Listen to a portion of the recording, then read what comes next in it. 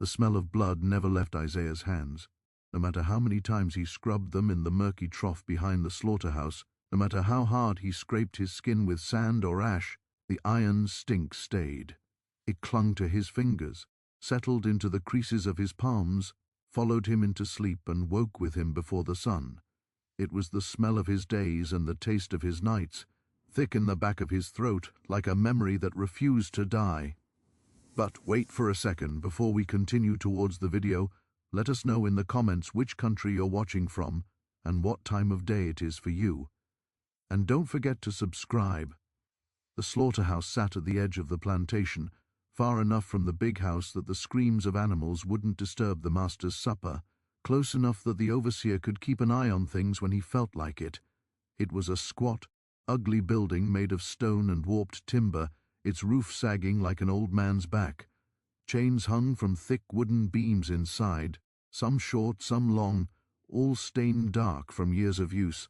Meat hooks, sharpened and reshaped by countless hands, swayed gently whenever the wind pushed through the cracked walls. Isaiah had been working there since he was 17. He was 36 now. Every morning before the sky fully lightened, he was marched from the slave quarters, with the others assigned to labor near the river. But while they split wood or hauled sacks of grain, Isaiah was led to the slaughterhouse alone. The overseer said it was because he was strong, said it was because he didn't talk back, said it was because animals didn't frighten him. None of that was true.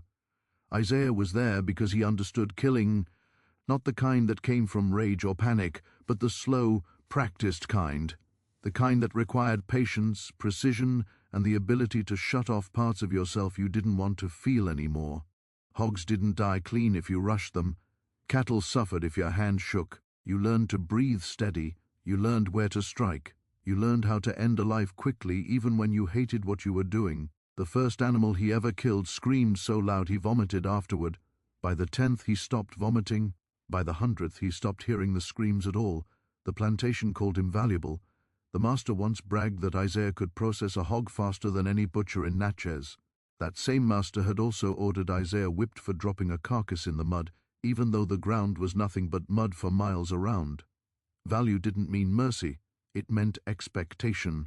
That morning in early spring of 1855, the fog rolled in thick from the Mississippi River, crawling low across the fields like something alive. The air was damp and cold enough to stiffen the joints, and Isaiah's breath puffed white as he pushed open the slaughterhouse door. Inside, the darkness swallowed him whole. He lit the single oil lamp hanging by the entrance and set it on its hook, casting long crooked shadows across the walls. Chains rattled softly as he walked past them. He ran his hand over the anvil in the center of the room, feeling the old dents and nicks left by years of cleavers and bone saws. The anvil was heavier than any man should have to move, yet Isaiah had dragged it himself when the old one cracked. His muscles had been shaped by labor, dense and corded, not the kind that came from choice or pride, but from necessity. His shirt hung loose on his frame, soaked through at the collar with old sweat that never quite washed out. He set about his work without thinking, because thinking made time slow and time was dangerous when you had nothing but your thoughts to fill it. The hogs were brought in squealing, eyes wild, hooves scrabbling against stone. Isaiah murmured low sounds as he worked, not words, just breath and rhythm. His hands moved automatically, blade, hook, chain, pull. Blood pooled and ran into the grooves, cut into the floor generations before he was born. Outside, the plantation was already awake. Orders barked, whips cracked. Somewhere far off, a woman cried out, the sound sharp and sudden before it was cut short. Isaiah didn't look toward it. Looking never helped. It was nearly midday when the boy came. Isaiah heard him before he saw him, a soft scuffling near the back wall where the stones had shifted over the years. The slaughterhouse wasn't meant to keep people out, only animals in. Isaiah froze, cleaver halfway through separating joint from bone, every sense sharpening at once. He listened, breath held, until the scuffling turned into a hoarse whisper, "Mister, please." Isaiah turned slowly, heart pounding against his ribs. The boy stood just inside the shadowed doorway at the back, thin as a fence rail, skin smeared with mud and blood not his own. He couldn't have been more than 15. His eyes were huge in his face, whites showing all around like a frightened animal's. Isaiah said nothing at first. Silence could be safer than kindness. "I ain't got nowhere else," the boy whispered. "They close, I heard dogs." That word settled heavy in Isaiah's chest. Dogs meant slave catchers, not the plantation hounds that chased runaways for sport, but the men who followed scent like religion, men who didn't belong to any one master, who made their living dragging people back in chains or leaving them broken in ditches if the reward wasn't worth the trouble. Isaiah set the cleaver down slowly. He wiped his hands on his trousers, leaving dark streaks behind, and studied the boy's face. There was desperation there, but also something else, hope, fragile and foolish. "You can't stay," Isaiah said quietly. His voice sounded strange to his own ears, rough from disuse. "They'll come here first." "I know," the boy said quickly. "That's why I came. Nobody want to go near this place. Smell keeps 'em back." Isaiah almost laughed at that. Almost. The smell hadn't kept anyone away who mattered yet. "What's your name?" he asked, surprising himself. "Samuel," the boy said. "From the Walker place up the road." Isaiah nodded once. The Walker place had lost 3 runaways in the past year. 2 had been dragged back alive. 1 hadn't. "You been running long?" 2 days, maybe 3. Samuel swayed slightly as he spoke, exhaustion finally catching up to him now that he'd stopped moving. Isaiah looked at the chains overhead, at the hooks, at the floor still slick with blood. He thought of all the things this room had seen and all the things it hadn't. He thought of the stories whispered in the quarters at night, of places where the river swallowed people whole, of swamps that hid men until they were free or dead. "Get behind the barrels," Isaiah said finally, nodding toward a stack of salt casks near the back wall. "Don't make a sound. If they come, don't move unless I tell you." Samuel's eyes filled, not with tears but something close to it. He nodded furiously and slipped into the shadows, pressing himself between wood and stone until he was almost invisible. Isaiah returned to his work with shaking hands. The dogs came in the afternoon. He heard them first, baying and snarling, the sound carrying far and wide. It was followed by laughter, men's voices loud and careless. Isaiah's shoulders tightened as he worked, every muscle alert. He knew the rhythm of the day well enough to know this wasn't routine. The overseer didn't laugh like that. Boots crunched on gravel outside. A man's shadow passed the doorway, paused, then moved on. Isaiah kept his head down, focusing on the task in front of him. He'd learned long ago that acting normal was sometimes the best disguise. The door burst open not long after. 4 men stepped inside, bringing the outside noise with them. They wore long coats despite the warming weather, pistols at their hips, rifles slung over their shoulders. 2 had dogs straining at leashes, noses low, tails stiff. Their eyes swept the room, taking in the blood, the tools, the chains. "Hell of a place," one of them said, wrinkling his nose. "Looks like it gets plenty of use," another replied, grinning as his gaze lingered on the hooks. Isaiah straightened slowly, keeping his movements measured. He didn't meet their eyes unless he had to. Respect could be the difference between a beating and a bullet. "What you doing here, boy?" the first man asked. "Work," Isaiah said. Like always. One of the dogs began to growl, pulling toward the back of the room. Isaiah's heart slammed so hard he thought it might give him away. "What's back there?" the man with the leash asked. "Barrels," Isaiah replied. "Salt." The man squinted at him. "You seen anyone come through here today?" Isaiah shook his head. "Ain't seen nobody." The dog lunged again, barking now. The man cursed and yanked the leash hard enough to make it yelp. "Damn thing's catching something." The leader of the group smiled slowly. "Dogs don't lie." Isaiah felt sweat trickle down his spine despite the cool air. He could hear Samuel's breathing in his mind, loud as thunder. They searched the slaughterhouse, methodically, poking barrels, lifting hides, kicking at corners. When one of them stepped too close to the casks where Samuel hid, Isaiah spoke without thinking. "Watch your step," he said. "Floor's slick. You slip, you'll crack your head open." The man paused, glanced down, then snorted. "You threatening me, boy?" "No, sir," Isaiah said immediately. "Just saying." The moment stretched thin. Then another man laughed. "He ain't wrong. I don't want to go home smelling like hog shit and blood." They moved on. Isaiah didn't breathe again until they were gone. The dogs' baying faded into the distance. The laughter followed. The slaughterhouse settled back into its familiar silence, broken only by the drip of blood and the creak of wood. Samuel crawled out from his hiding place, face pale. "Thank you," he whispered. "Thank you, sir." Isaiah closed his eyes briefly. "You can't stay. They'll be back. They always come back." "Just till night," Samuel pleaded. "Just till I can move again." Isaiah hesitated. Night brought its own dangers, but daylight was worse. He nodded once. "You leave at sundown. Head south. Don't follow the river too close." Samuel nodded, relief washing over him. The sun was low when the men returned. This time there were 8 of them. They rode in hard, dust flying, dogs barking loud enough to shake the walls. Isaiah watched from the slaughterhouse doorway as they dismounted, their faces grim now, all humor gone. One of them held something in his hand, a scrap of cloth torn and dirty. "Found his trail," a man shouted. "He's close." Isaiah's blood ran cold. They spread out quickly, practiced and efficient. 2 headed toward the quarters, 2 toward the fields, 3 came straight for the slaughterhouse. The leader stepped inside and looked at Isaiah with new eyes. "You sure you ain't seen nothing?" he asked softly.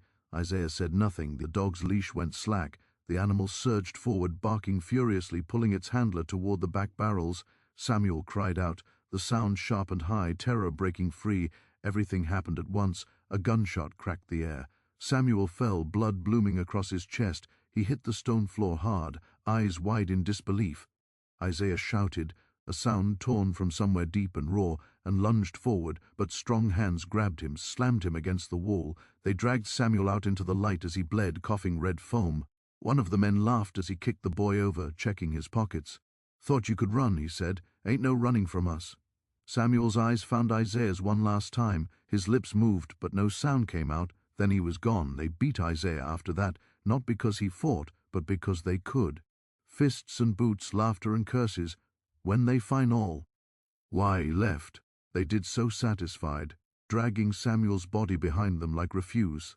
Isaiah lay on the slaughterhouse floor long after dark, blood drying on his skin, the smell thicker than ever. He stared up at the chain swaying gently above him and understood something with terrible clarity. Escape wasn't enough. Hiding wasn't enough. As long as men like that rode free, there would be no running far enough, no swamp deep enough, no night dark enough to save anyone. When Isaiah finally rose, his body screamed in protest, but his mind was calm in a way it had never been before. He walked the length of the slaughterhouse slowly, touching the tools he knew better than his own hands. He lifted a hook, weighing it, feeling its balance. For the first time since he'd been brought to this place in chains, Isaiah wasn't afraid of what he was capable of. He was afraid of what he had waited so long to become. Night did not come all at once. It crept in slow and heavy, settling over the plantation like a lid pressed down on a boiling pot. The sounds of day, axes striking wood, carts creaking, voices shouting, faded one by one until only insects remained. Crickets rasped in the grass. Frogs called from the low places near the river. Somewhere far off, an owl cried, the sound lonely and hollow. Isaiah lay awake on the hard dirt floor of the slave quarters, staring up at the rough wooden beams above him. Every muscle in his body ached from the beating, but the pain barely registered. His mind would not let go of the image burned into it, Samuel's eyes, wide and searching, fixing on him in that last moment. Not accusing, not begging, just asking something Isaiah could not give. Sleep came in broken fragments. Each time he drifted off, he was back in the slaughterhouse, chains rattling, blood pooling at his feet, the boy's body dragged away like a sack of spoiled meat. He woke with his teeth clenched so tight his jaw throbbed. Before dawn a bell rang, not the usual one that called the enslaved to work, but the sharp, insistent peal that meant something else. Trouble, visitors, orders that could not wait. Men stirred around him, groaning as they rose. No one spoke.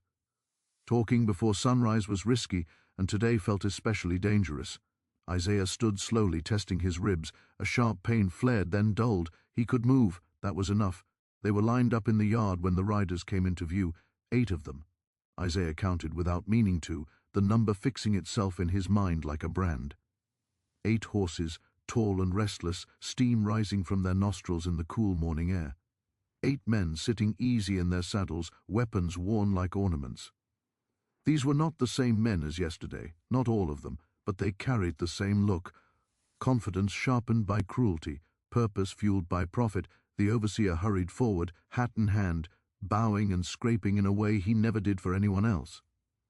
Isaiah watched from beneath his lashes, face blank, as the men dismounted, Morning, one of them said, voice smooth as oil. We'll be needing space. The overseer nodded eagerly. Of course, whatever you need. We heard about the trouble yesterday. Terrible business. Terrible, the men agreed, smiling without warmth. That's why we're here. Isaiah recognized him then, not by name but by reputation. Elias Crowder. He'd heard whispers of him for years, stories passed from mouth to mouth in the quarters, warnings wrapped in rumor. Crowder didn't just catch runaways. He broke them. Broke the ones they dragged back and the ones they didn't bother returning. He made examples.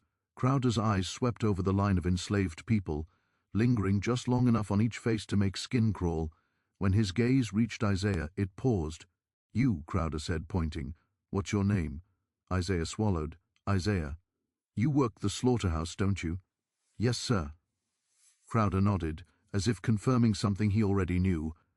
Will you see it better than a barn? Sturdy. Private. The overseer hesitated for a fraction of a second, then nodded again. Whatever you say. Isaiah felt something tighten in his chest. The slaughterhouse was not just a place of work. It was a place apart, a space he understood better than any other. And now these men were claiming it, the way they claimed everything else. They marched him there after breakfast, flanked by two of the catchers. His steps were steady, his expression dull. Inside, the slaughterhouse looked different in the early light. Pale beams of sun slipped through cracks in the walls, catching on dust motes that floated like ash. The chains hung silent, waiting. Crowder stepped inside and inhaled deeply, as if savoring the smell. Smells like honesty, he said. Blood don't lie. Isaiah said nothing. The men set about making themselves comfortable, moving barrels, clearing space, tying horses outside. One brought in coils of rope, another carried in iron shackles that clinked softly with each step. Isaiah watched it all, his mind working even as his face remained still. They planned to use this place as a holding pen, somewhere to bring captured runaways before marching them back or selling them on, somewhere screams wouldn't travel far. Crowder turned to Isaiah. You're going to help, he said. You know the place. You keep things running. You don't, and I'll start with your hands. Isaiah met his eyes briefly, then looked away. Yes, sir. Throughout the morning, runaways were brought in, two men first, caught near the river. Their clothes were torn, feet bleeding, eyes wild with fear. They were shoved to their knees, wrists bound, dogs snapping inches from their faces. Isaiah was ordered to fetch water, to clean blood from the floor, to stand close enough to hear everything. The catchers questioned them lazily, like men killing time. Names, places, who helped them, where they were headed. When the answers didn't satisfy, the questions stopped and the pain began.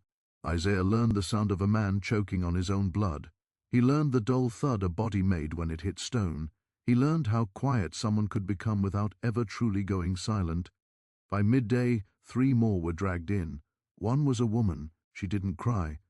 She stared straight ahead, jaw set, even as they struck her. Crowder watched with interest, head tilted slightly, as if studying an animal that might bite. Isaiah felt something shift inside him, grinding and slow. This was not the killing he knew. There was no efficiency here, no mercy. This was something else entirely. When Crowder finally waved a hand for it to stop, the floor was slick again, red streaks tracing paths between old stains. The woman lay unconscious. One of the men laughed and nudged her with his boot.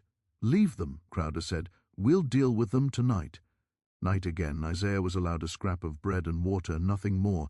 He sat on an upturned crate near the wall, head bowed, watching through lowered lashes as the men drank from flasks and played at dice.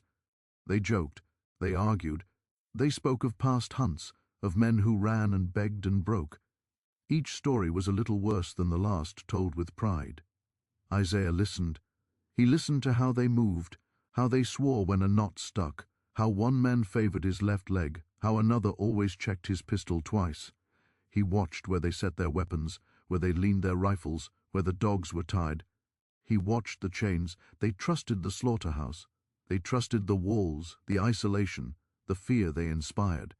None of them thought the man they'd ordered around all day could be a threat. To them, Isaiah was part of the building, like the anvil or the hooks. Useful, silent, owned. As darkness fell fully, Crowder stood and stretched. We'll sleep in shifts, he said. 2 up at all times. Dogs stay loose inside. One of the men groaned. Place stinks. Better than getting your thaw. Oat cut in the woods, Crowder replied calmly. Isaiah's heart skipped, then steadied. He kept his eyes down. They allowed him to leave only when Crowder was satisfied the doors were barred and the captives secured. Isaiah walked back to the quarters under watch, every step measured, his mind racing. He did not sleep.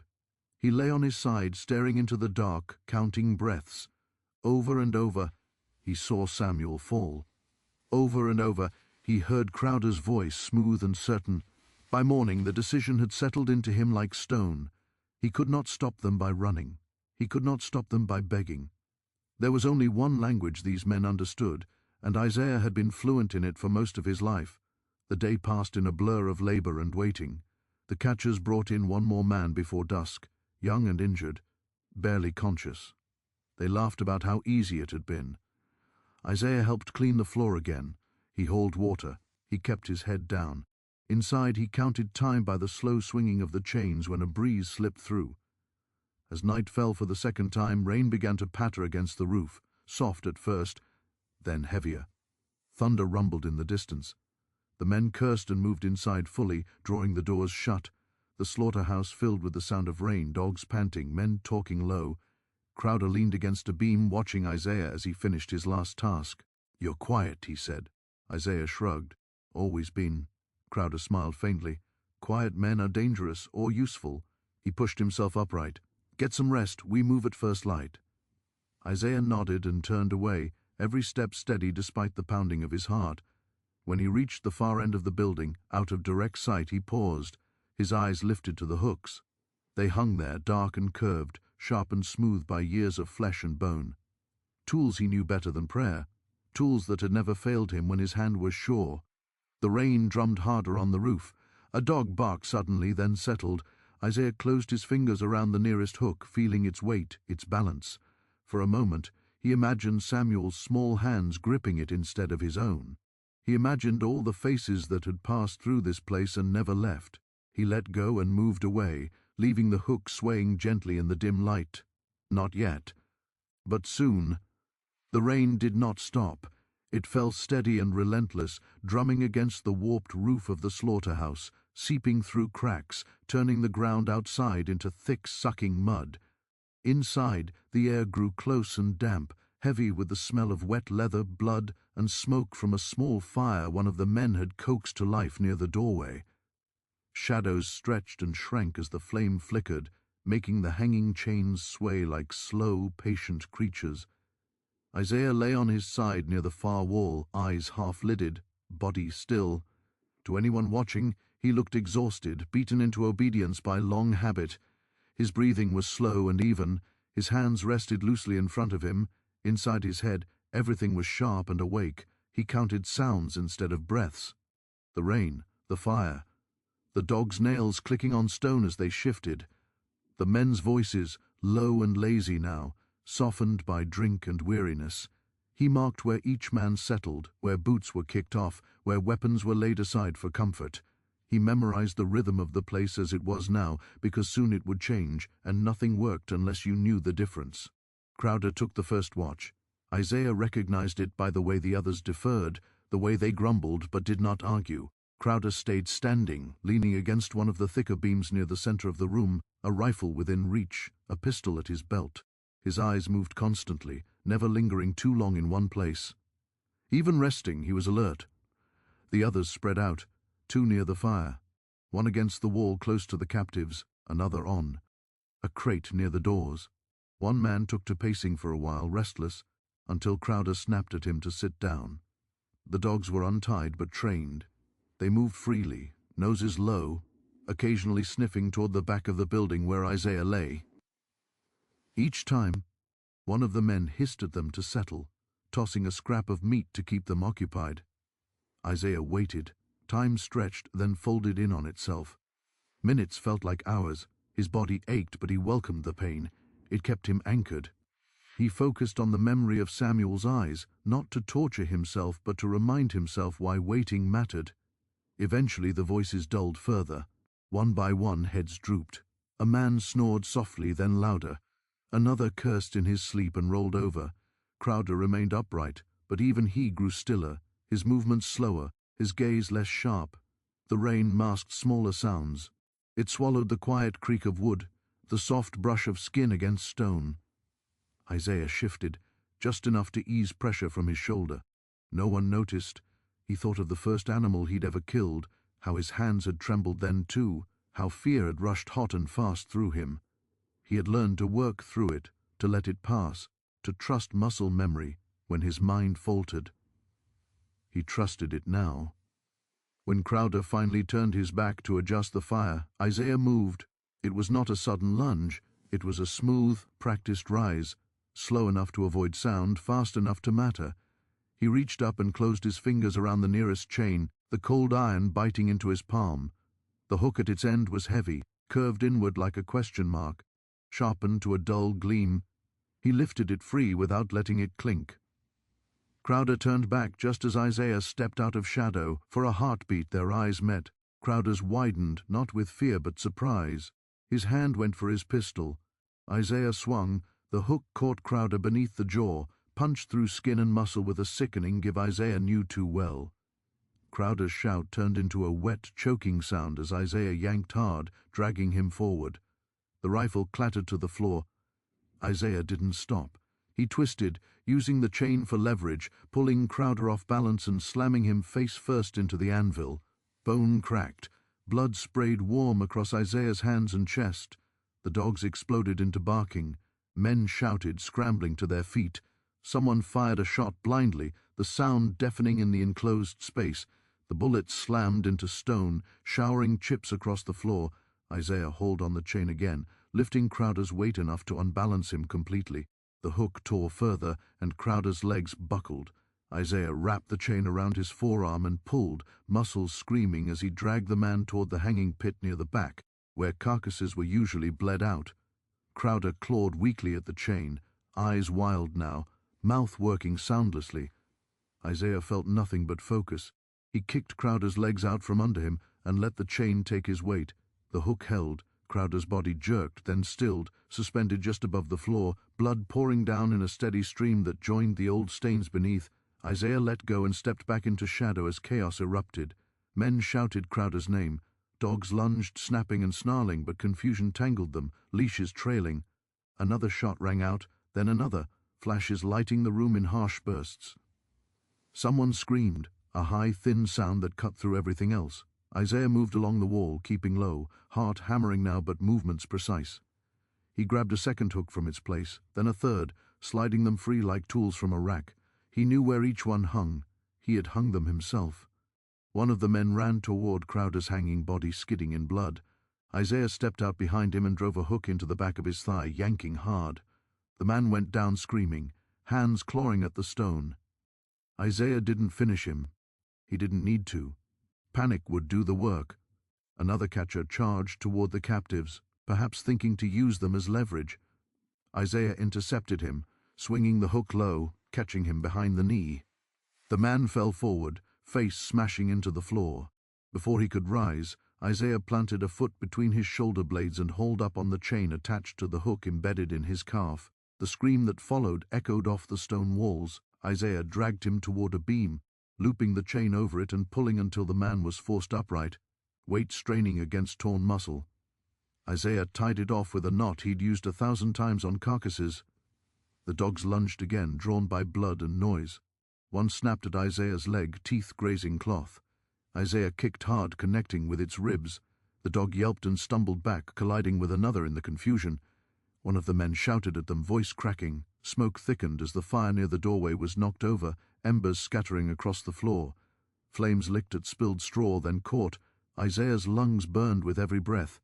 He ducked as another shot cracked overhead, felt heat rush past his ear. Stone chipped. Wood splintered. He moved without thinking now, letting the space guide him. He knew where the floor dipped, where blood pooled, where footing was treacherous. The men did not. One slipped and fell hard, cracking his head. He did not rise. Another backed toward the wall, eyes darting, trying to reload with shaking hands. Isaiah closed the distance in 3 strides and drove a hook into his shoulder, ripping it through as the man screamed and dropped the pistol. Isaiah shoved him into the hanging pit, letting gravity and the hook do the rest. The dogs finally broke free of their training. One charged full at Isaiah, teeth bared. Isaiah swung the hook like a club, catching it across the skull. The impact jarred his arms to the shoulder. The dog collapsed, twitching. Another snapped at his arm. Isaiah brought his elbow down hard, then drove the hook into its side. It went limp with a final whine. The remaining men were no longer hunting, they were running. One bolted for the door, slipping in blood and nearly falling as he went. Isaiah let him go, for now. Another scrambled toward a window, trying to climb through the narrow opening. Isaiah caught him by the ankle and yanked, pulling him back down with a crash. The man sobbed openly now, begging through broken teeth. "Please," he choked. "Please, I got kids." Isaiah did not answer. He hauled him up by the chain and left him hanging beside the others, bodies swaying gently, chains creaking under their weight. The slaughterhouse burned brighter now, flames licking higher as straw and spilled fat fed them. Smoke rolled along the ceiling, thick and choking. Isaiah's eyes stung, his chest ached with every breath. He leaned against the wall for a moment, heart pounding, listening. Groans, whimpers, the crackle of fire, the rain outside still falling, indifferent. Isaiah wiped his hands on his trousers, smearing them darker. His arms trembled, not from fear now, but from exertion. He felt every bruise, every cut. His knuckles were split, skin torn. Blood, some his, most not, ran down his forearms. He looked around the room, counting again. One hanging in the pit, one tied to the beam, another slumped near the wall, unmoving. Two more hanging, chains pulled tight. Crowder's body still twitched faintly, the hook holding firm. That left three. Isaiah moved toward the doorway cautiously. Flames blocked part of it now, heat intense. Beyond it, rain hissed as it struck fire. He could hear shouting outside, distant, panicked, but no one dared come closer yet. A movement caught his eye near the captives. One of the remaining catchers crouched low, using the bodies of the enslaved prisoners as cover, pistol raised with shaking hands. His eyes were wide and glass. Sigh, mouth moving in silent prayer. Isaiah stepped into view deliberately. The man fired. The shot went wide, bullet slamming into a chain, sparks flying. Isaiah lunged forward, grabbing the chain and yanking hard. The sudden movement threw the man's aim off further. Isaiah drove the hook up under his ribs, feeling it slide between bones. The man gasped, a sound like air leaving a bellows, and sagged forward. Isaiah eased him down gently, then pulled the hook free with a wet sound. The man did not move again. Isaiah turned toward the captives. They stared at him in stunned silence, eyes reflecting firelight and fear. One of them whispered a prayer. Another pressed their face into their hands, shaking. Isaiah knelt quickly and worked at their bonds, fingers slick with blood but steady. "Stay low," he said softly. "When the door clears, run. Don't stop." They nodded, words failing them. A shout from outside cut through the moment. A voice sharp and terrified. "He's in there. He killed them." Isaiah straightened slowly. Two remained alive. One was near the back, wounded but breathing, trying to crawl toward a corner. The other, Isaiah could hear him, had fled into the rain, boots splashing through mud, voice rising as he shouted for help. Isaiah watched the doorway for a long moment, chest heaving, firelight dancing across his face. Then he turned back toward the wounded man on the floor. The man looked up at him, eyes filled with raw terror. "Don't," he whispered. "Don't do this." Isaiah stepped closer, hook hanging loose at his side. He looked down at the man and saw not a monster, not a legend, but exactly what he was, someone who had believed too long that he could do anything and never pay for it. "You came here," Isaiah said quietly. "You brought this place with you." The man shook his head weakly, blood bubbling at his lips. "I'll get you papers. Freedom, I swear." Isaiah did not answer. He lifted the hook. Outside, thunder rolled, deep and long. Inside, the slaughterhouse claimed another body. The fire did not spread all at once. At first it crept, licking along the straw and spilled fat near the doorway, climbing the warped wood like a living thing, testing its strength. Smoke thickened under the low roof, rolling in slow waves that stung Isaiah's eyes and scraped his throat raw. The rain outside hissed louder now where it struck flame, steam rising in angry bursts. Isaiah staggered back a step, chest heaving. His arms trembled from effort and shock, the hook in his hand slick and heavy. Around him, bodies hung or lay twisted where they had fallen, chains creaking softly as the building shifted and burned. The dogs lay still, one near the wall, another closer to the center, their blood dark against the stone. He forced himself to breathe through his nose, short and controlled. Panic would kill him faster than any man left alive. Two were still breathing. One was the man who had fled into the rain, shouting for help, boots pounding away into the night. The other was somewhere inside, wounded and terrified, trying to make himself small in the chaos. Isaiah turned slowly, scanning through smoke and firelight. The captives crouched near the back wall where he'd freed them, faces streaked with ash and blood. They stared at him like he was something half real, half nightmare. "Go," Isaiah said, voice hoarse. "Now." They did not need to be told twice. One by one they scrambled up, keeping low, darting toward the far side where the fire had not yet reached. Isaiah watched them go, a strange ache tightening in his chest. He did not follow. He could not. A cough echoed from near the crate stacked along the right wall. Isaiah pivoted, hook lifting instinctively. The remaining catcher crawled into view, dragging one useless leg behind him. His coat was soaked through with blood, one sleeve torn nearly off where the hook had ripped muscle and sinew. His face was gray, eyes wide and shining with fevered fear. Every breath rattled in his chest. "Wait," the man croaked. "Wait." Isaiah advanced one careful step at a time, boots slipping slightly on the blood-slick floor. Firelight danced across the walls, shadows jerking and leaping like spirits. Heat pressed against his skin, sweat pouring down his back. The man scrambled backward until he hit the wall, knocking over a crate with a crash. He fumbled at his belt with trembling fingers, then let his hand fall when he realized the pistol was gone. "I ain't like the others," he gasped. "I swear, I just follow orders. I don't—" Isaiah stopped a few feet away. His arms burned. His lungs screamed for cleaner air. He looked down at the man and felt something close to nothing at all. "You tied them," Isaiah said quietly. "You laughed." The man shook his head weakly. "I didn't shoot the boy. That wasn't me."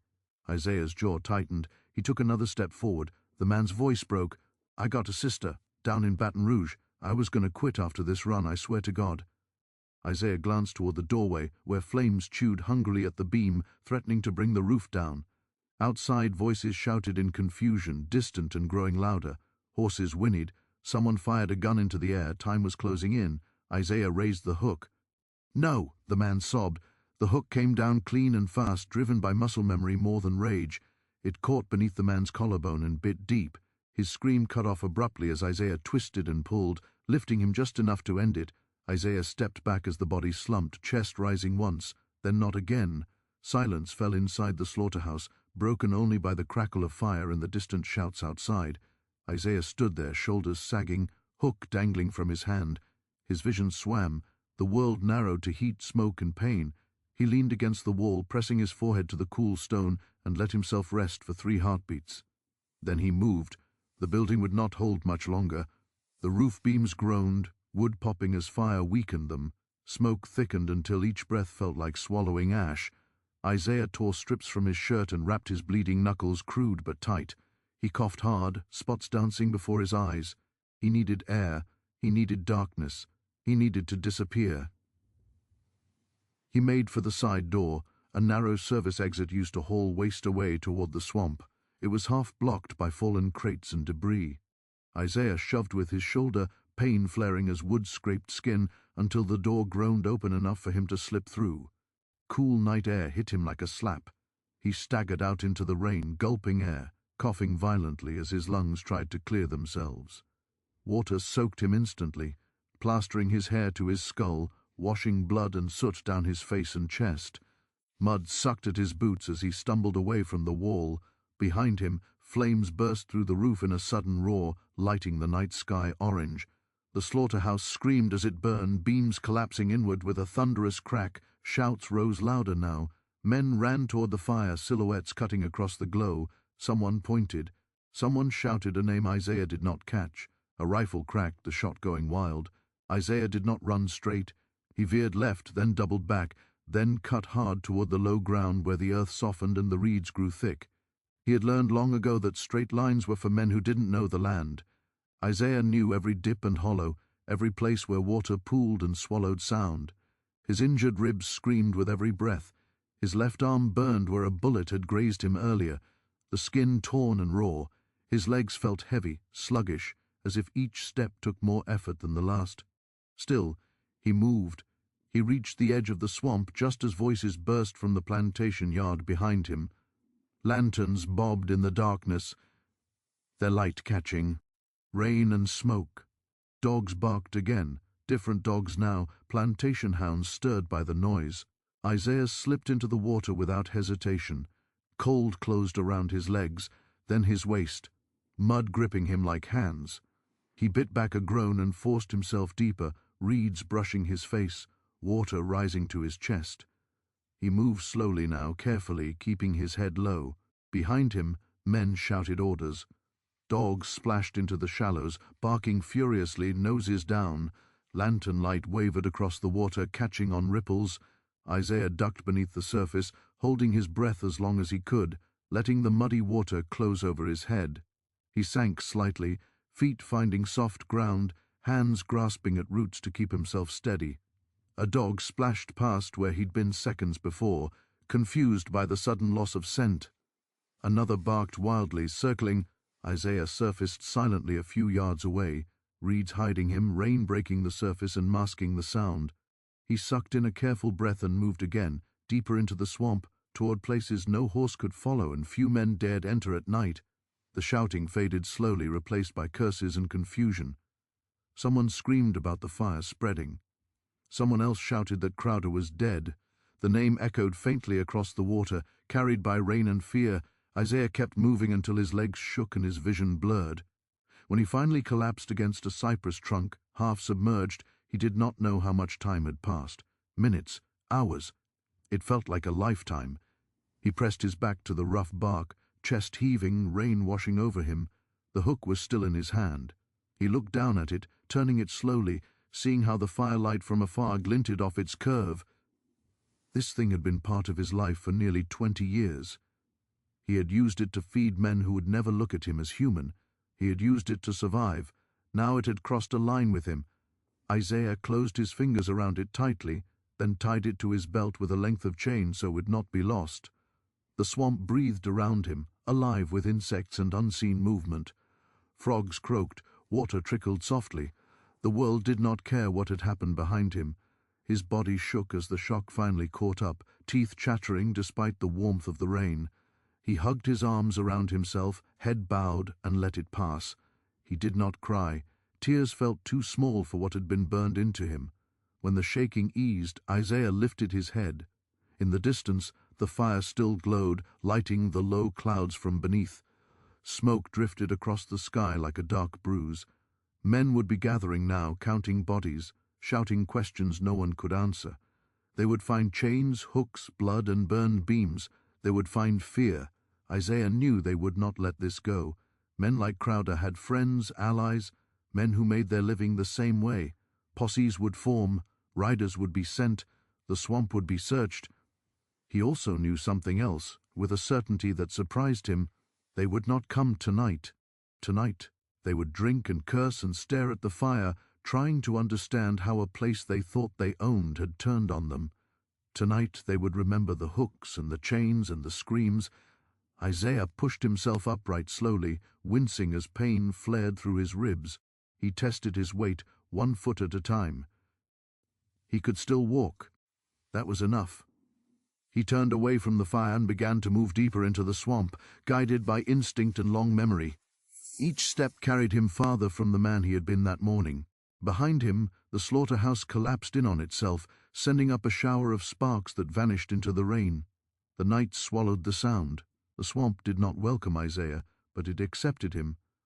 Water closed around his legs with a quiet patience, mud sucking at his boots as if weighing his worth. The reeds whispered against one another, bending under. The rain, hiding him even as they scratched his skin raw. Insects rose in clouds, whining near his ears, biting wherever flesh was exposed. Somewhere deeper in the dark, something large moved and then stilled, deciding whether he mattered. Isaiah moved anyway. Each step sent pain flaring through his ribs, sharp enough to make his vision blur. He kept his breathing shallow, measured, forcing air into his lungs without letting it rasp. He had learned how to move through pain years ago. Pain was familiar. Panic was not allowed. Behind him, the glow of the burning slaughterhouse faded slowly, the orange light smothered by rain and distance. The shouts became echoes, then nothing at all. Only the swamp remained, alive with sounds that were not human and did not care about blood or revenge. He waded until the water reached his chest, then angled toward higher ground he knew lay ahead. He had trapped muskrats there once, long ago, before the overseer decided his hands were better used elsewhere. Memory guided him now more than sight. He felt for roots with his feet, tested each step before trusting it, kept his body low to avoid breaking the surface more than necessary. At last he reached a narrow strip of earth barely raised above the waterline, tangled with cypress knees and low brush. He collapsed there, half sitting, half lying, back against a tree trunk slick with rain. His muscles shook uncontrollably now, the effort and shock catching up all at once. Isaiah pressed his forehead into his hands and waited for the trembling to pass. It took a long time. When he could move again, he checked himself the way he had checked animals after a kill, methodical and detached. His ribs were bruised badly, maybe cracked, but not broken enough to stop him breathing.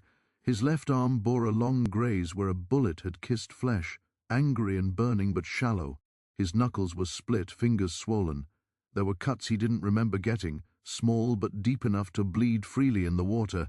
He tore more cloth from what remained of his shirt and bound what he could, teeth clenched, as he pulled the fabric tight. The rain helped, washing blood away, numbing pain until it dulled into something he could live with. He did not sleep.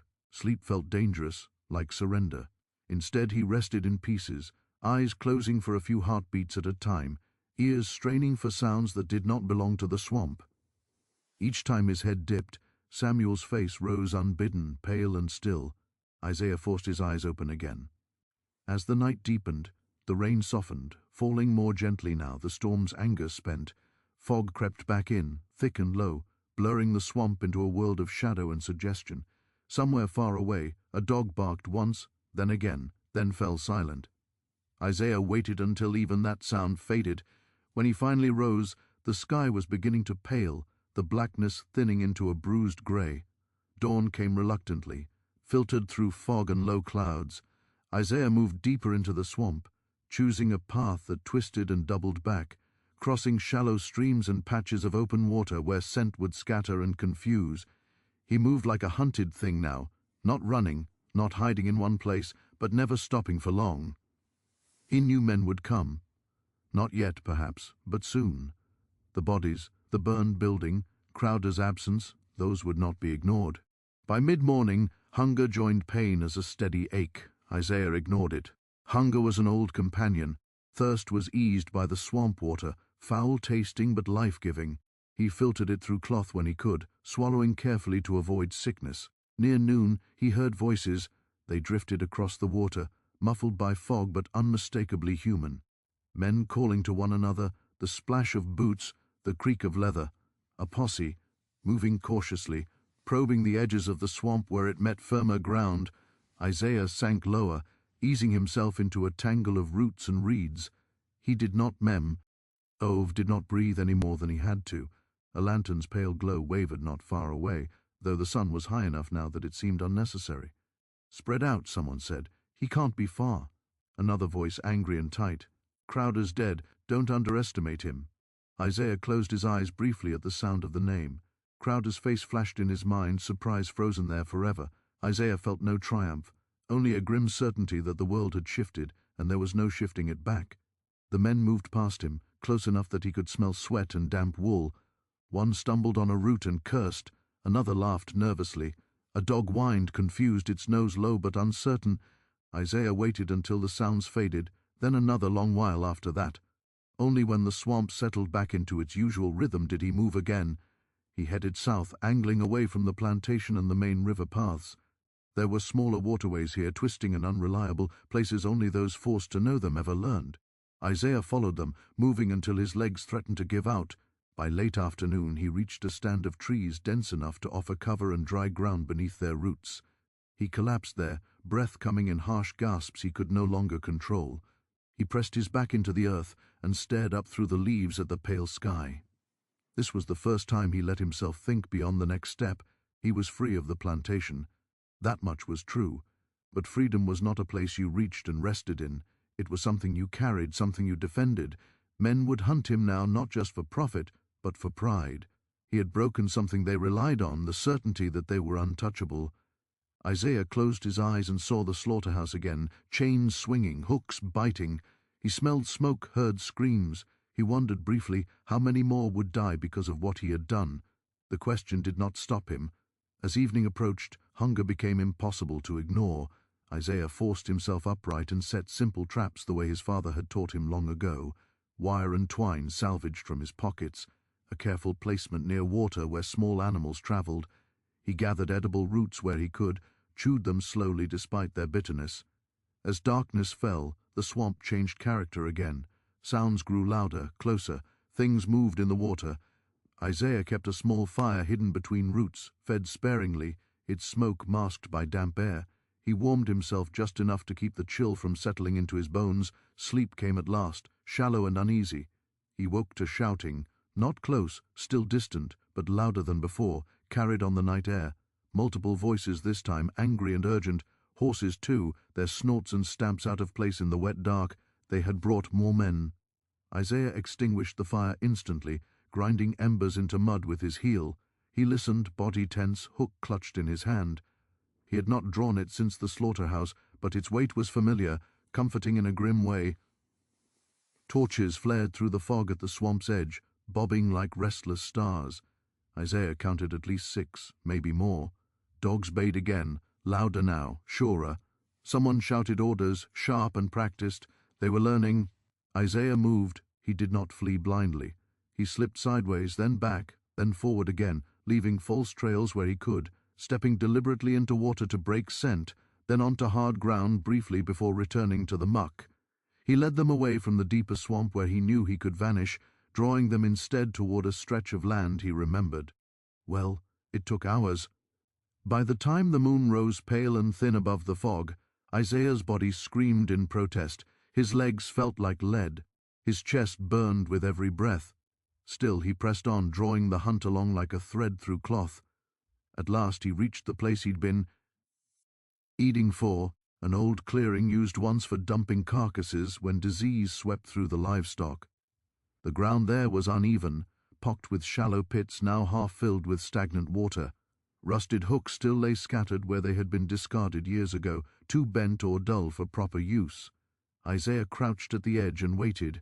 The dogs arrived first, baying eagerly, pulling their handlers forward. Men followed, torches held high, guns ready. They spread out, trying to encircle him. "Careful," someone called. "This ground's bad." Isaiah let one dog pass him, then another. When the first handler stepped into a pit and stumbled, Isaiah moved. He surged out of the darkness and swung the hook low, catching the man behind the knee. The scream echoed across the clearing, chaos erupted, men shouted. Guns fired wildly, flashes lighting fog and rain. A horse reared and bolted, nearly trampling one of the men. A dog lunged at Isaiah. He kicked it aside and vanished again into the darkness before they could get a clear shot. He did not stay to fight. That was not the point. The point was fear. He circled them, silent, striking once more from behind, driving the hook into a man's shoulder and yanking him into a pit before disappearing again. Each attack was brief, precise, leaving screams and confusion behind. They began to panic. "Fall back," someone shouted. "Fall back!" Isaiah slipped away while they argued, retreating into the swamp's embrace. He did not look back. By dawn the shouts were gone. Isaiah collapsed again, deeper now than before, hidden in a stand of reeds so thick light barely reached the water. He sank down until the swamp held him upright, mud gripping his legs, water lapping at his chest. He stayed there all day, unmoving, letting the world pass him by. When night came again, Isaiah knew something fundamental had changed. They would not hunt him the same way anymore. He was no longer just a runaway. He was a danger, a story already taking shape in frightened voices and half-seen shadows. He looked down at the hook, dark and rusted, and felt the weight of it settle fully onto him. This was no longer just about survival. This was war. The fire did not die quickly. It chewed through the slaughterhouse beams the way it had chewed through flesh hours earlier, slow at first, then greedy, then collapsing inward on itself as the roof sagged and finally gave way. Isaiah watched it from the edge of the trees, rain soaking his shirt, steam rising from his skin where heat still clung. Every breath hurt. His left leg dragged slightly, the bite from the dog already stiffening, already swelling. Blood had dried dark along his calf, crusted with mud and ash. He did not look heroic standing there. He looked hunted. He looked like a man who had crossed a line and could no longer remember the way back. He waited until the last scream of splitting wood was swallowed by the storm. Only then did he turn away. The woods behind the plantation were thick, old, tangled with roots and memories. Isaiah had slipped into them before, stealing moments of quiet, hunting small game, learning where the ground dipped and where water gathered. Tonight the forest felt different. Every shadow looked like a man. Every snapped twig sounded like a gun cocking. He forced himself to move slowly despite the fear screaming in his chest. Running blindly would kill him faster than any slave catcher. He followed the creek south, just as Samuel had once taught him. Water hid tracks, water cooled blood, water lied to dogs. Isaiah waded in up to his knees, then his waist, teeth chattering as cold bit deep. He stayed there longer than felt safe, then slipped out on the far bank and doubled back through brush so thick it tore at his skin. He did not stop until his lungs burned and black spots danced at the edges of his vision. When he finally collapsed beneath a fallen cypress, dawn was already thinning the night. Sleep came in broken. Pieces. He dreamed of chains turning into snakes, of hooks growing teeth, of Samuel's voice calling his name and then cutting off mid-word. Each time he woke, his hand went instinctively to the hook he had kept, the smallest one, tucked into his waistband. It was stupid to carry it, dangerous, but leaving it behind had felt like cutting off his own hand. By mid-morning the rain eased, sound carried farther. Isaiah forced himself to move again, deeper into the lowlands where the ground softened into swamp. He drank from puddles he knew were unsafe, chewed bitter roots to keep hunger quiet. His leg worsened. Infection was coming, he could feel it, a heat that didn't belong, a pulse that throbbed even when he stood still. He tore a strip from his shirt, cleaned the wound as best he could, whispered a promise to himself that he would not lie down and die like an animal. Near sunset he heard voices. They were not close, but they were many. White men, tired and angry, the kind of anger that sharpened instead of dulled with exhaustion. He caught fragments through the trees, curses, orders, the name of the plantation owner spoken like a prayer and a threat. They were already telling the story wrong, he knew. By morning it would grow teeth. By nightfall it would have wings. He moved away from the sound, heart hammering, and nearly stepped into a trap of his own memory. A clearing opened ahead, one he remembered from boyhood, where older men had whispered about maroons and runaways who lived for months, even years, hidden in plain sight. Isaiah skirted it wide. Open ground was death. By the second night the dogs found him again. He smelled them before he heard them, a wet, musky stink that cut through swamp rot. Their baying rose suddenly, sharp and triumphant. Isaiah did not panic. Panic wasted breath. He turned toward deeper water, toward ground that sucked at the feet and hid sudden drops. He broke a branch and smeared it with his own blood, threw it off to the east, then plunged west into a stretch of reeds taller than a man. The dogs came fast. One hit the water wrong and yelped. Another swam strong, head low, eyes locked on him. Isaiah waited until it lunged, then shoved the hook upward with everything he had left. The metal sank into soft flesh under the jaw. The dog's weight pulled Isaiah down, both of them thrashing, water closing over their heads. He held on until the animal went still, then shoved it away and crawled through the mud until his arms gave out. Shots cracked through the swamp, wild and blind. Lead tall leaves split bark. One ball grazed his shoulder, hot as fire, but did not stop him. He crawled, then staggered, then fell again. When silence finally returned, it was heavier than the noise had been. By dawn, Isaiah was delirious. He stumbled into a forgotten shack on a patch of high ground, little more than rotting boards and a collapsed roof. Someone had once lived there, a runaway maybe. He found old ashes, a broken pot, a scrap of cloth. He cried then, quietly, because the place felt like proof that survival was possible, even if temporary. He bound his leg again, tighter this time, and passed out. He woke to footsteps. A man stood in the doorway, black, older, holding a rusted shotgun like it was part of his arm. His eyes were hard but not cruel. He took Isaiah in with a single glance and did not raise the weapon further. "You're bleeding on my floor," the man said. Isaiah tried to speak and failed. The man knelt, checked the wound with practiced fingers, swore softly. "You're a fool," he said, not unkindly, "and you brought the devil down on all of us." Isaiah managed a whisper. "They're coming anyway." The man studied him for a long moment, then nodded once. "That they are." His name was Elijah. He lived between worlds, too old to run, too invisible to matter. He cleaned Isaiah's wound with alcohol that burned like hell, packed it with crushed leaves that stank and numbed, fed him broth. That tasted like life itself. He did not ask for the story. He already knew enough. "They'll blame more than you," Elijah said later, as thunder rolled far away. "They always do." Isaiah knew this. Everybody he had left hanging would come back multiplied. Punishment would spread like fire through dry grass. He had not saved anyone. He had only changed the shape of the suffering. When Elijah left to warn others, Isaiah lay staring at the ceiling, listening to insects hum. He thought of the men he had killed, not with triumph, but with a cold accounting. 8 lives for one choice. It had not balanced anything. It had only tipped the world further. By the 4th day, the patrols were everywhere. Horses splashed through swamp water. Men fired into shadows just to hear something scream. Flyers were nailed to trees, crude drawings of a black man with wild eyes, promises of reward written in thick, angry letters. Isaiah saw one and laughed weakly. It looked nothing like him.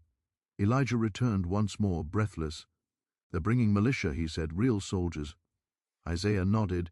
He had expected it. He waited until night, until the moon hid behind clouds, then left the shack. He could not stay. Staying meant dying where others would find him. He moved north now, against instinct, toward harder ground, toward roads and people, toward danger that could be shaped instead of avoided.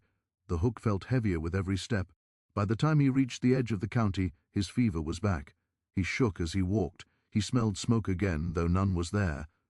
He passed fields where enslaved people worked under watchful eyes, heads down, unaware that the story already moving toward them would soon change their lives in small, terrible ways. Isaiah understood then that he was no longer running to live. He was running to make sure the hunt never ended cleanly. When the dogs found his trail again at dawn, he did not turn away. He turned toward the sound, breath ragged, mind strangely calm. Somewhere behind him, the world he had known was already gone. Ahead lay only consequence, and he walked into it. By the time the sun lifted itself over the trees, Isaiah had already crossed the line that separated rumor from certainty. The county road lay ahead of him like a pale scar cut through the land, hard-packed dirt marked with fresh hoofprints and wagon ruts. He stood at the edge of the brush and watched it for a long time, chest rising and falling unevenly, sweat cooling into a chill despite the heat. Every instinct told him to turn back into the trees, to vanish where men could not follow easily. But the trees were no longer sanctuary. They were only delay. The hunt had grown teeth and uniforms. It would not stop because he hid well. He stepped onto the road. The ground felt wrong beneath his feet, too open, too honest. His limp was worse this morning. The leg burned with each step, pain climbing up into his hip, into his spine. He tore another strip from his shirt and wrapped it tight, ignoring the wet warmth that soaked through. He kept moving, counting breaths, letting the rhythm of walking keep his thoughts from unraveling. He had learned long ago that if you let the mind run wild, the body followed it into useless fear. The first wagon came near midday, creaking under a load of barrels. The driver slowed when he saw Isaiah, eyes narrowing. Isaiah lifted his hands, palms out, empty. He did not beg. He did not threaten. He simply stood there, a wounded black man on a white road, and waited to see what kind of man approached him. "Get off," the driver snapped, already reaching under his seat. Isaiah stepped back into the ditch without argument, head lowered. The wagon rattled past, dust coating his face. He tasted grit and smiled without humor. Nothing had changed. The world had simply grown louder. He moved on, cutting away from the road when he could, returning to it when the woods thinned. By afternoon he smelled smoke. Gain, real this time. A cluster of buildings appeared ahead, a small settlement, barely more than a store, a church, and a few houses. People moved slowly, warily, as if the air itself might accuse them. Isaiah watched from a distance, weighing risk against need. He needed water, he needed food, he needed news. He approached the church first. The door stood open, hymns drifting out in thin, hopeful lines. Inside, a handful of black families sat on rough benches, heads bowed.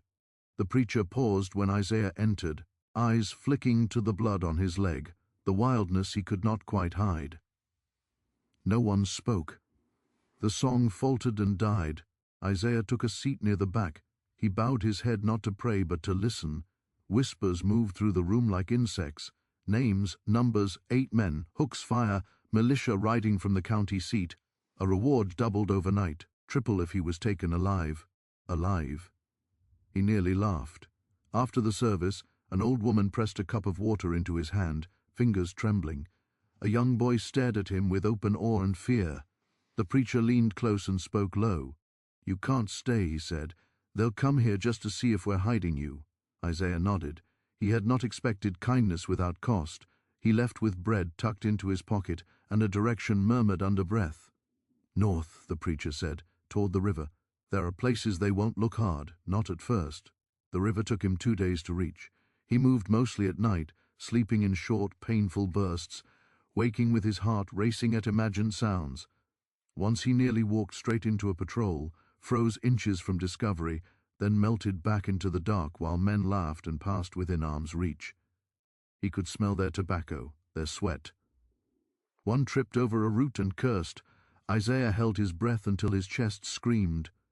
When he finally reached the river, it was wider than he remembered, swollen with recent rain, brown and fast. He followed it upstream, knowing crossings drew eyes. The banks were churned with tracks, human and animal. He was not the only one who had thought to use water as cover. On the 3rd night by the river, the fever broke. It left him hollowed out, weak but clearer. He washed the wound as best he could, replaced the bandage, chewed bark until his jaw ached.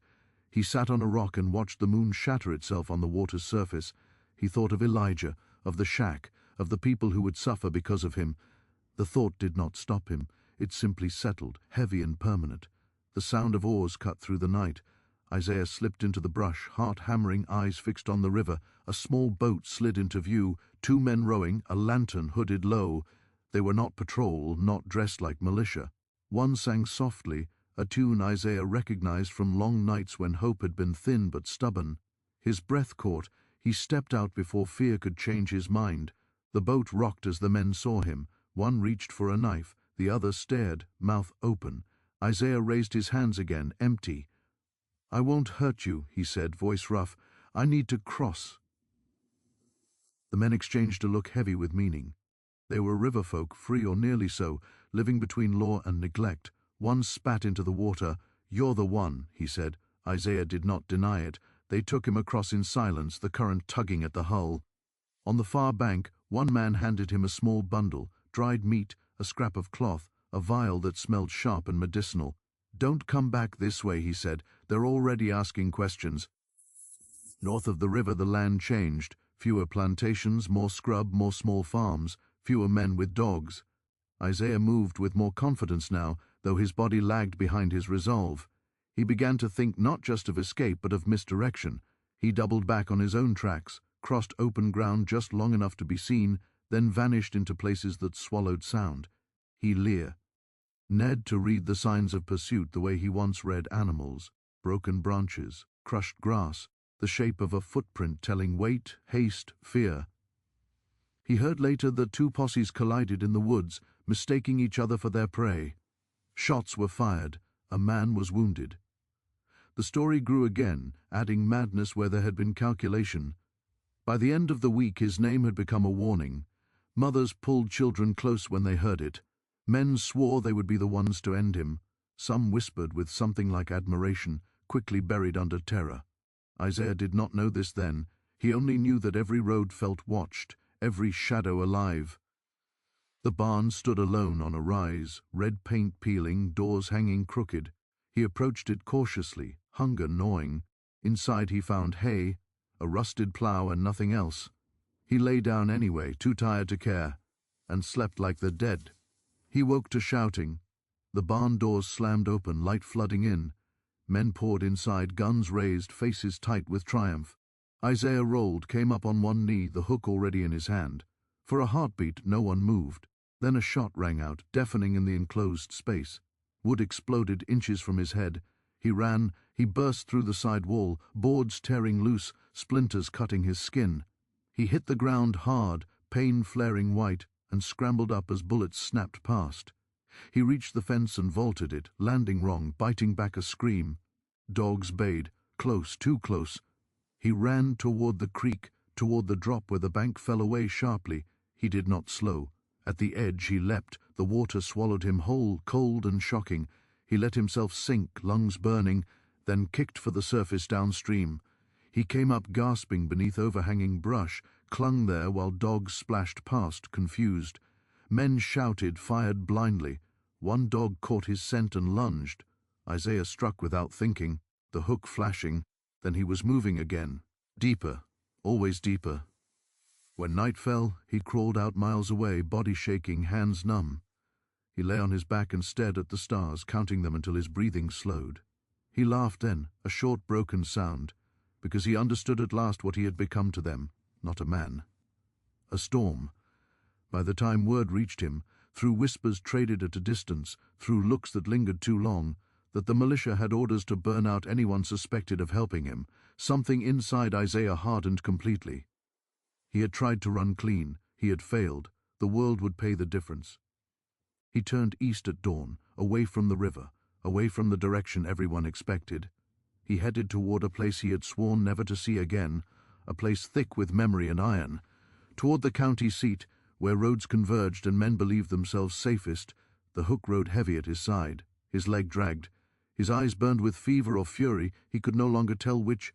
He walked openly now when it suited him, slipped away when it did not. Each mile carried him closer to the heart of the machine that hunted him. Each step was a decision made without illusion. By nightfall, the lights of the town flickered on the horizon, small and arrogant against the dark. Isaiah did not stop walking. Weeks had passed since that fateful night, when the air in the Mississippi Delta had thickened with smoke, blood, and fear. What had begun as whispers among the enslaved soon crawled into the ears of the overseers, the traders, and even the local townsfolk. Rumors moved faster than any horse could carry a message, twisting and turning, each retelling adding another shade of horror, another brushstroke of the grotesque. Some said it was a demon that had taken up residence in the slaughterhouses.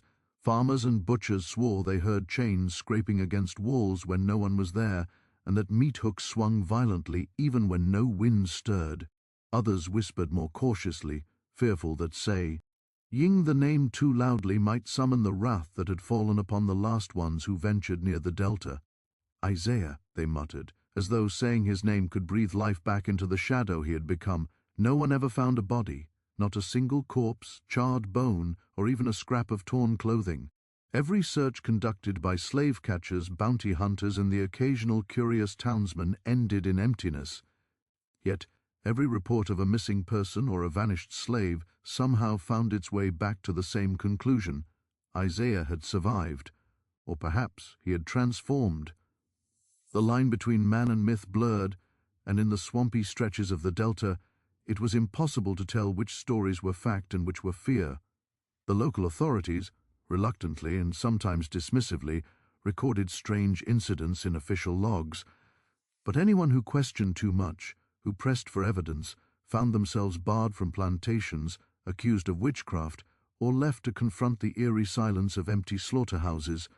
Doors that once swung freely to the outside world remained locked in fear. Nights became restless for anyone whose livelihood tied them to the delta. Slave catchers, once brash and ruthless, began refusing work in the area altogether. The notion that someone, something, could turn the hunter into prey was terrifying enough to make even the most hardened men retreat. Among the enslaved, Isaiah's legend grew beyond measure. In the cabins and along the riverbanks, stories circulated in hushed tones by the light of flickering lanterns. Some claimed that he had not only escaped, but had returned to exact a final vengeance on those who had wronged him. One story told of meat hooks swinging from the rafters of a barn, wrapping themselves around the limbs of any overseer foolish enough to enter. Another whispered that the very rivers had conspired with him, rising suddenly to conceal his movements, drowning the tracks of pursuers, and carrying his footsteps unseen through the dense undergrowth. Children were told not to go near the delta after sunset, and even the adults respected the invisible boundary that Isaiah seemed to command. Merchants, too, began noticing the change. Boats that once carried enslaved people along the river now returned with empty holds. Slaves sent to market were fewer, not because of purchase, but because the fear of the delta had driven them away. A pattern emerged. Plantations farther inland still functioned, but near the swamps and the lowlands of Mississippi, laborers whispered of nights when the sky seemed darker than usual, when the air vibrated with a tension that no one could explain. It was a collective anxiety, a fear that preyed on the consciences of men who had never before experienced being hunted. Some of Isaiah's former companions came forward cautiously to tell fragments of his story. They described the night of his disappearance in ways that painted him as both human and something else.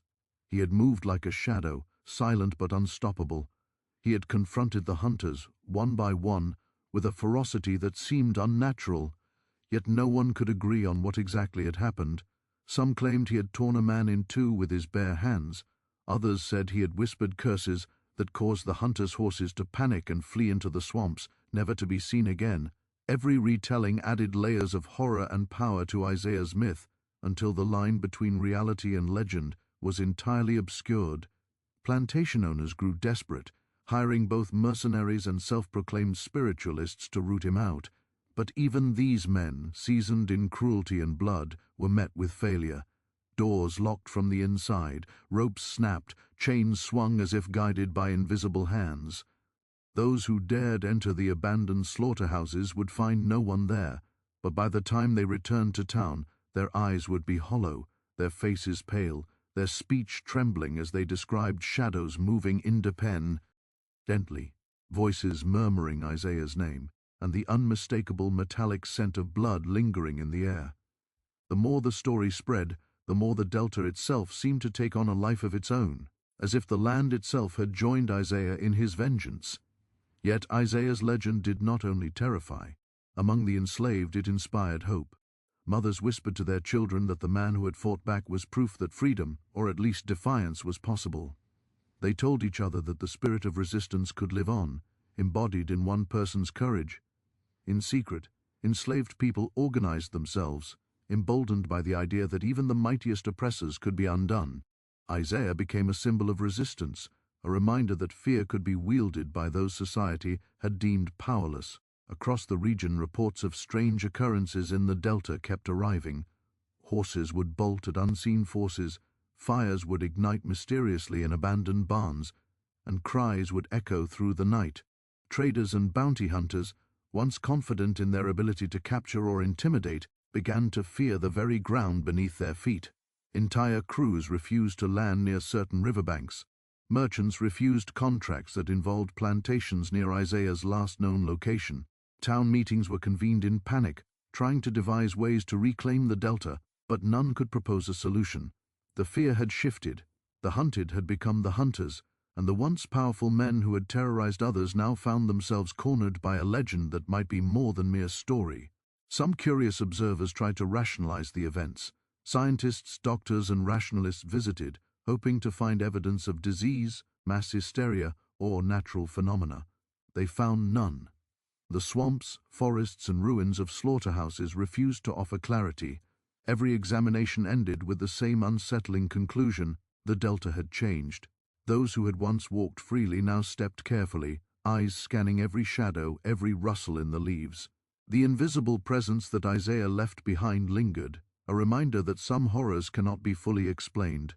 Over time, the story of Isaiah, the man who had vanished, leaving fear in his wake, spread beyond the Mississippi Delta.